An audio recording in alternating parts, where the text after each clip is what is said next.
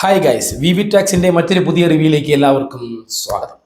കറുപ്പ്, സൂര്യ നായകനായി പുറത്തിറങ്ങിയ കറുപ്പ്. ഇന്നലെ കറുപ്പ് കാണാൻ തിയേറ്ററിൽ പോയിട്ട് നിരാശയോടെയാണ് തിരിച്ചു വന്നത്. ഞാൻ മാത്രമല്ല, എല്ലാവരും അങ്ങനെയാണെന്ന് അറിയാം. രാവിലെ തിയേറ്ററിൽ എത്തിയപ്പോഴാണ് അറിയുന്നത് ഷോ ഇല്ലെന്നുള്ളത്. പിന്നെ അടുത്ത ഷോ എപ്പോഴുണ്ടെന്ന് തിയേറ്ററുകാർക്ക് തന്നെ അറിയാത്തൊരവസ്ഥയായിരുന്നു. ഉച്ചയ്ക്ക് ഷോ ഉണ്ടോ അറിയില്ല, നൈറ്റ് ഷോ ഉണ്ടോ അറിയില്ല. അങ്ങനെ ഫൈനലി ഇന്ന് പടം ഇറങ്ങി. ഇന്നലെ ഡയറക്ടർ RJ ബാലാജി കരഞ്ഞുകൊണ്ടൊക്കെ ഒരു വീഡിയോ ഒക്കെ വന്നു, അതൊക്കെ വൈറലായി. അല്ല, അതൊക്കെ പോട്ടെ. പടം അങ്ങനെ ഇന്ന് പുറത്തിറങ്ങി. ഇത് ഡയറക്ടർ RJ ബാലാജിയാണ്. പ്രൊഡ്യൂസ് ചെയ്തിരിക്കുന്നത് SR Prakash Babu and SR Prabhu.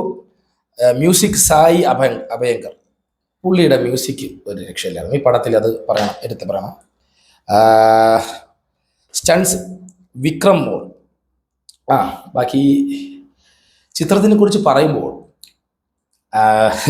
First of all ആദ്യം പറയേണ്ടത്, നിങ്ങളൊരു കടുത്ത സൂര്യ ഫാനോ അല്ലെങ്കിൽ നിങ്ങളൊരു ഭയങ്കരമായ ദൈവവിശ്വാസിയോ ഭക്തിയൊക്കെ ഉള്ള ഒരാളാണെങ്കിൽ നിങ്ങൾക്ക് ഈ പടം വർക്കാവും, നല്ല ഇതായിട്ട് തോന്നും. പടത്തിൻ്റെ ഒഴുക്കിനനുസരിച്ച് നിങ്ങൾക്ക് പോകാൻ പറ്റും. അല്ലാത്ത പക്ഷം നിങ്ങൾക്ക് ഇതൊരു ഹെവി ഡിസാസ്റ്ററായിട്ട് ഫീൽ ചെയ്യും. കാരണം പടം അതങ്ങനെയാണ്. ആ പടത്തിൻ്റെ കിടപ്പ് എങ്ങനെയാണ്. സൂര്യയുടെ പ്രകടനം അതൊക്കെ പോട്ടെ, ഞാനത് പോസിറ്റീവ് നെഗറ്റീവ് അതിലേക്ക് വരാം. പക്ഷേ എന്നെ ഇതിൽ അതിശയപ്പെടുത്തിയത്, അല്ലെങ്കിൽ എനിക്ക് ആദ്യം പടം തുടങ്ങി, ഫസ്റ്റ് ഹാഫിൽ പടം തുടങ്ങി, അത് ആദ്യത്തെ ഒരു അരമണിക്കൂറിൽ നമ്മുടെ മലയാളികൾ ആയ ഇന്ദ്രൻസും പിന്നെ ആലപ്പുഴ ജിംഖാനയിലെ പുള്ളിക്കാരെ അനഘ അരവി, ഇവരുടെ രണ്ടുപേരുടെ പ്രകടനം കീട്ടിലുമായിരുന്നു. ആ ഒരു അരമണിക്കൂർ ഒരു തന്നൊരു പീക്ക്. സിനിമയിൽ നമുക്കത് കിട്ടിയൊരു പ്രതീക്ഷ, അവർ കൊണ്ടുപോയ രീതി, ആ നരേഷൻ എല്ലാം മലയാള പടമാണോ എന്ന് ഡൗട്ട് അടിച്ചു. ഇത് മലയാളം മൊത്തം അത്രയ്ക്ക് നല്ല പെർഫെക്റ്റും ആയിരുന്നു. സാധാരണ നമ്മളൊരു തമിഴ് പടത്തിൽ കാണുന്ന മലയാളമേ അല്ല. ഇന്ദ്രൻ ചേട്ട ആക്ടിങ് എടുത്ത് തന്നെ പറയണം. എനിക്ക് ഈ പടത്തിലാകെ കൂടെ വർക്കായതും സെന്റിമെന്റലി, അത് എല്ലാം സെന്റിമെന്റലി വരെ കാണാൻ നന്നായിട്ട് വന്നു. ആ പടം കുറച്ച് കണക്റ്റായി പോർഷൻസ് ആയിരുന്നു. അതുപോലെ അതിനുശേഷം RJ ബാലാജിയുടെ ഇൻട്രൊഡക്ഷനും എല്ലാം ആ ഒരു ഇത്രയും നല്ലൊരു ഇത് കിട്ടി. പടത്തിൽ ഒരു പീക്ക് കിട്ടി. നമ്മളോർത്ത് ഒരു പടത്തിലേക്ക് വന്നു എന്ന് നിൽക്കുകയായിരുന്നു. അത് കഴിഞ്ഞ് സൂര്യയുടെ ഇൻട്രോ തൊട്ട് പിന്നീട് ഈ പടം കാണണമെങ്കിൽ ഞാൻ പറഞ്ഞില്ലേ, നിങ്ങൾ ആ ഒരു പോയിന്റ് ഓഫ് വ്യൂവിൽ പോയാൽ മാത്രമേ പിന്നീട് ഈ പടം നിങ്ങൾക്ക് വർക്കാവുള്ളൂ, അല്ലെങ്കിൽ ഈ പടം നിങ്ങൾക്ക് എൻജോയ് ചെയ്യാൻ പറ്റുള്ളൂ. അല്ലാത്ത പക്ഷം ഒരു അപരാധമായി തോന്നാം. അത് പറയാതിരിക്കാൻ വയ്യ. പ്രത്യേകിച്ച് ഫസ്റ്റ് ഹാഫ് വീണ്ടും ഭേദം എന്നാണ് എനിക്ക് തോന്നിയത് സെക്കൻഡ് ഹാഫിനെ വെച്ച് നോക്കുമ്പോൾ. പിന്നെ എനിക്കിതിൽ അല്ലെങ്കിൽ ഒരു പോരായ്മയായിട്ട് എനിക്ക് ഫീൽ ചെയ്തത്, തൃഷയുടെ ക്യാരക്ടർ ഇതിൽ എന്തിനാണ് എന്ന് ഞാൻ ചിന്തിച്ചു പോയി. കാരണം ഒരു നായികയ്ക്ക് വേണ്ടി തൃഷയെ ഫിക്സ് ചെയ്തപോലെ അല്ലെങ്കിൽ വെച്ചതുപോലെയാണ് എനിക്ക് തോന്നിയത്. ഒരു ഇതുമില്ലാത്തൊരു ക്യാരക്ടറായിരുന്നു. ബാക്കി അല്ലാത്ത പക്ഷം യാതൊരു ഇതുമില്ലാത്തൊരു ക്യാരക്ടറാണ് എനിക്ക് തോന്നിയത്. പിന്നെ എടുത്തു പറഞ്ഞ്, നിങ്ങൾ ഈ ലോജിക്കൊക്കെ നോക്കി സിനിമ കാണാൻ പോകുന്നവർ ഇതിൻ്റെ 7 അയലത്തേക്ക് പോകരുത്. അത് എടുത്തു പറയണം. അത് ഞാൻ പറയുന്നില്ല. പിന്നെ സിനിമയിൽ ഒരുപാട് റെഫറൻസ് ഉണ്ട് മറ്റ് ചിത്രങ്ങളുടെ ആയാലും. ഞാൻ കൂടുതൽ അത് പറഞ്ഞാൽ ചിലപ്പോൾ സ്പോയിലർ, എന്നാലും നമ്മുടെ ഒരുപാട് സൂര്യയുടെ തന്നെ ഹിറ്റായിട്ടുള്ളൊരു പടത്തിൻ്റെയും മറ്റ് ഒരുപാട് റെഫറൻസ് RJ ബാലാജി തൻ്റെ സ്വതസിദ്ധമായ രീതിയിലൊക്കെ ഇതിൽ ചെയ്യുന്നുണ്ട്.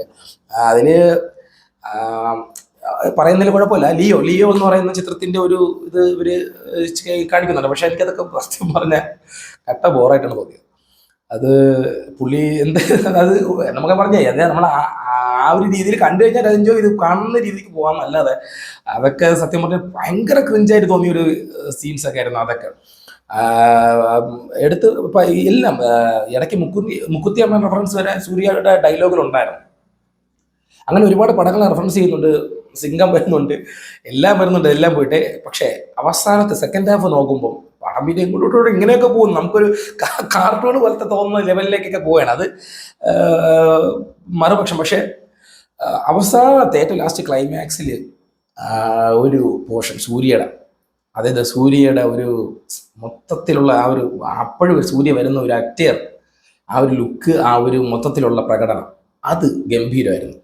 അത് സെക്കൻഡ് ഹാഫിൽ ആകെ കൂടെ എനിക്ക് ഒരു ഗും കിട്ടിയത് അവിടെയാണ്. അത് ഒരു അതൊരു കാന്താര ടൈപ്പ് പ്രകടനമായിരുന്നു സൂര്യ.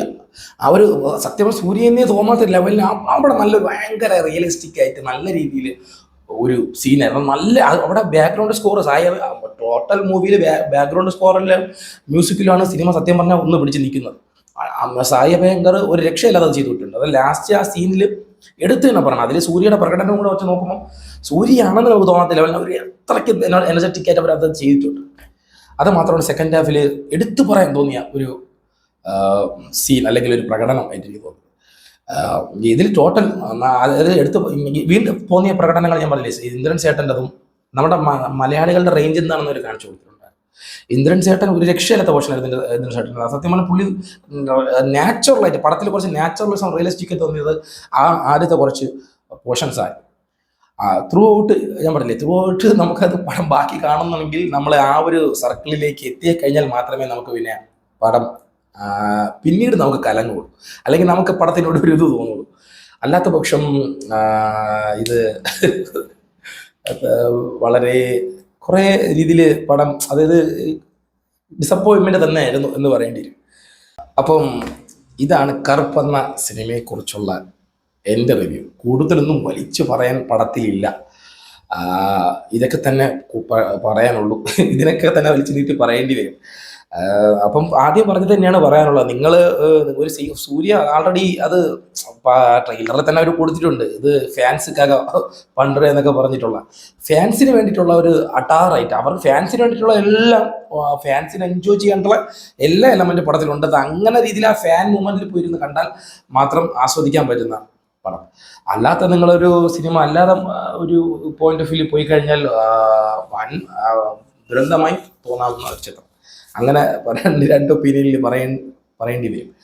ആർ.ജെ. ബാലാജി പുള്ളി ഏകദേശം ഈ ദൈവങ്ങളെ വെച്ചൊക്കെ എടുക്കാൻ പുള്ളിക്ക് പ്രത്യേക ഒരു ഇൻട്രസ്റ്റ് ഉള്ള. ഇപ്പോൾ മുക്കുന്നിയമ്മ എടുത്ത് നോക്കിയാൽ ഇതൊക്കെ ഏകദേശം ആ ഒരു മെയിൻ പ്ലോട്ടൊക്കെ എടുത്ത് നോക്കിയാൽ അത് ഫീമെയിൽ വേർഷൻ, ഇത് മെയിൽ വേർഷൻ എന്നൊക്കെ എന്നുള്ള ഇതേ ഉള്ളൂ. പക്ഷെ എനിക്ക് പേഴ്സണലി മുക്കുത്തിയമ്മ കുറച്ച് ബെറ്റർ ആയിട്ടാണ് ഫീൽ ചെയ്യണത് എല്ലാ ഓൾ ഓവർ നോക്കുമ്പോൾ. സോ ഇതാണ് കറുപ്പ് എന്ന ചിത്രത്തിനെ കുറിച്ചുള്ള എൻ്റെ റിവ്യൂ. എന്തായാലും നിങ്ങളിത് തിയേറ്ററിൽ കാണാനുള്ള എല്ലാ സംഭവങ്ങളും തിയേറ്റർ എക്സ്പീരിയൻസ് ആയിട്ടുള്ള ഒരു പടമാണ്. അപ്പം നിങ്ങളൊരു സൂര്യ ഫാനാണോ, നിങ്ങൾക്ക് തിയേറ്ററിൽ പോയി എക്സ്പീരിയൻസ് ചെയ്യാനുള്ള ഒരു എല്ലാം പടത്തിലുണ്ട്. അങ്ങനെ വേണം ഈ പടം നിങ്ങൾക്ക് കാണാൻ പറ്റും. ഞാൻ പറഞ്ഞില്ലേ. സോ ഇതാണ് കറുപ്പിനെ കുറിച്ചുള്ള എൻ്റെ റിവ്യൂ. നിങ്ങൾക്ക് എൻ്റെ റിവ്യൂ ഇഷ്ടമാവുന്നുണ്ടെങ്കിൽ നിങ്ങൾ ഈ ചാനൽ സബ്സ്ക്രൈബ് ചെയ്യുന്ന കാര്യം ഒന്ന് പരിഗണിക്കണം. ഇനിയും ഇതുപോലുള്ള റിവ്യൂസ് ചെയ്യാൻ എനിക്കതൊരു പ്രചോദനമാകും. So thanks for watching my video. അടുത്ത് മറ്റൊരു റിവ്യൂയുമായി നിങ്ങളെ സന്ധിക്കും വരയ്ക്കും വണക്കം.